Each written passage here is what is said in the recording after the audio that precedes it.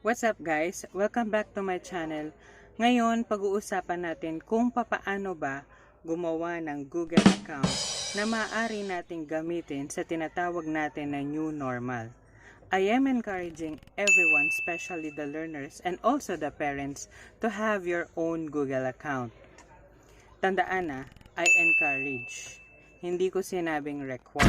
Kung sino lang yung may kakayanan na mag-access sa internet, sila lang yung ina-encourage ko na gumawa ng Google account. Para naman dun sa mga hindi kayang mag-access sa internet, meron namang non-digitized materials na ipoprovide para sa inyo. So, ano pang hinihintay natin? Simulan na yan.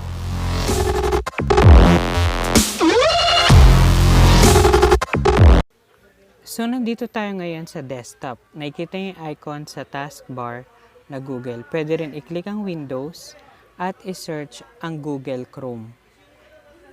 Click ang Enter at click New Tab. Sa New Tab, i-type ang Gmail. Then, i-click ang Gmail o Google. Pagkatapos nun, create account. Then, click For Myself. I-fill up ang mga hinihinging datos. Ilagay ang first name at ang inyong last name. I-enter ang inyong username. Depende sa inyo kung ano ang gusto nyo maging username.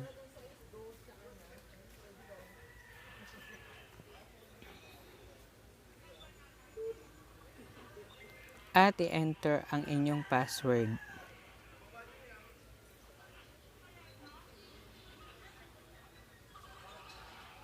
Ulitin ang paglalagay ng password, siguraduhin na pareho sa una nyong nilagay. At i-click ang Next.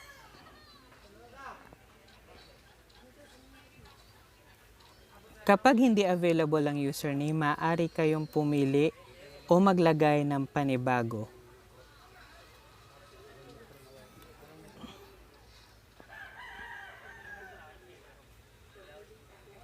Kung sakaling hindi pa rin pwede, mag-try ulit kayo ng bago.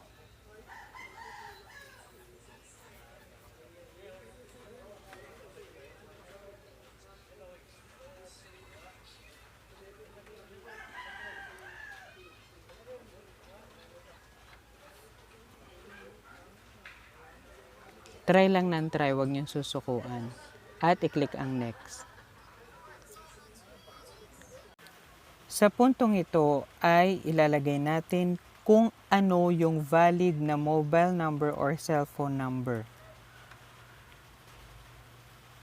Pansamantala kong i-blur ang aking cellphone number para sa security purposes.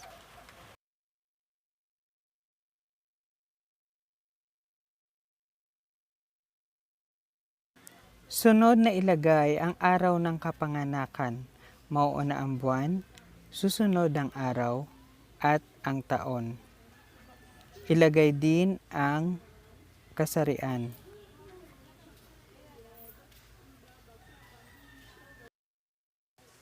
At i-click ang Next. Sa puntong ito ay kailangan nyo i-click ang Send dahil may ipapadalang verification code dun sa in-enter nyong mobile number kanina. Hintayin na dumating ang verification code mula sa Google at kapag dumating na ang verification code, i-enter lamang ito at i-click ang Verify. Hintayin lamang dumating ang verification code. Ito ay maaaring tumagal ng 1 hanggang 5 minuto. Huwag po tayong mainip.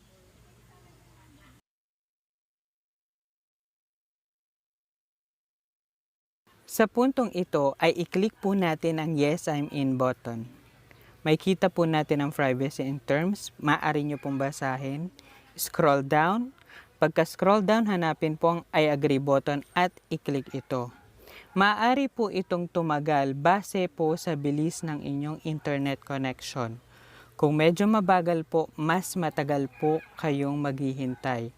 Huwag nyo pong i-close yung browser, hintayin lamang po ang pag-load ng page. Kung yung maling tao nga nahihintay nyo, ito pa kaya.